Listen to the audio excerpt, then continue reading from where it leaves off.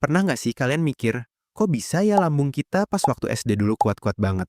Kita semua bisa sehat sampai sekarang. Padahal, kalau diingat-ingat lagi, jajanan yang kita beli di depan gerbang sekolah itu benar-benar ekstrim.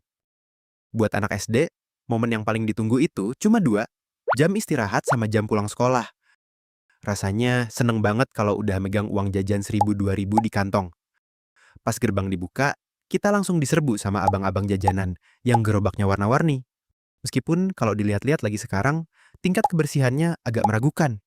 Dulu kita mikirnya, wah enak banget nih, sikat. Tapi pas udah gede dan mulai bayar BPJS sendiri, baru deh kepikiran.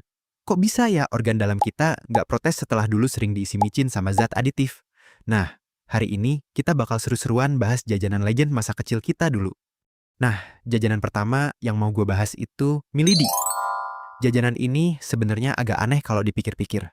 Bentuknya kaku banget kayak sapu lidi di rumah, tapi nggak tahu kenapa bikin nagih. Dan jujur aja, yang bikin enak itu sebenarnya bukan mie, tapi serbuk cabenya. Saking enaknya, kita pasti nggak rela kalau ada bumbu ajaib ini yang tersisa sedikit pun di plastiknya. Bener nggak? Tapi kadang gue mikir, bubuk cabenya itu kok merah banget ya? Terus, kalau nempel di jari, warnanya susah hilang, padahal udah dibilas air berkali-kali. Udah gitu, abis makan ini bawaannya tenggorokan langsung berasa kering banget. Apalagi kalau lagi apes terus kesedak bubuk cabenya, rasanya langsung nembus ke ubun-ubun dan bikin mata berair. Di momen itu, lambung kita kayaknya lagi kerja rodi sambil nangis. Lanjut ke jajanan berikutnya, yang punya seni tingkat tinggi, gulali tiup. Abang yang jual jajanan ini, menurut gue kreatif banget. Dari adonan gula yang lembek, bisa dibentuk jadi burung, naga, sampai karakter anime. Waktu kecil kita pasti takjub banget ngelihatnya. Tapi coba deh diingat-ingat lagi cara bikinnya. Si abang biasanya ngambil adonan gulali panas, itu langsung pakai tangan kosong. Yang kita sendiri nggak tahu sebelumnya tangan itu habis megang apa. Terus, biar gulalinya bisa mengembang, itu ditiup langsung pakai mulut si abang. Kadang pakai sedotan kecil, tapi kadang juga nempel ke adonannya. Kebayang nggak? Ada berapa tetes air liur yang ikut terperangkap di dalam gulali bentuk naga itu? Tapi, anehnya, dulu kita malah rebutan beli. Makan sambil pamer ke temen.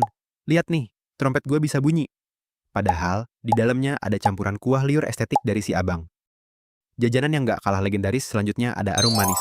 Ini favorit anak-anak banget, karena warnanya pink mencolok. Biasanya dijual pakai kalengseng besar, yang diputar-putar, sampai keluar serat gulanya. Seru aja gitu. Ngelihat cara si abang muter-muter stik kayunya di dalam wadah, sampai gulanya menggulung jadi gede. Pas masuk mulut, serat gulanya langsung lumer di lidah. Bahan dasarnya sih cuma gula pasir sama pewarna makanan yang digiling di mesin panas. Masalahnya, arum manis ini kan dibikin dan dijual terbuka di pinggir jalan. Jadi, pas serat gulanya lagi digulung, otomatis asap kendaraan sama debu jalanan ikut nempel di sana.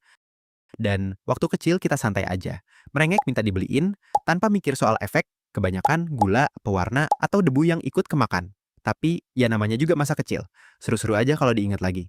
Jajanan-jajanan inilah yang bikin waktu SD kita jadi berwarna. Ajaibnya, fisik kita dulu kuat-kuat banget padahal tiap hari jajannya sembarangan. Kalau kalian sendiri punya cerita unik nggak pas jajan waktu SD dulu? Tulis di kolom komentar ya. Sampai ketemu lagi di cerita berikutnya.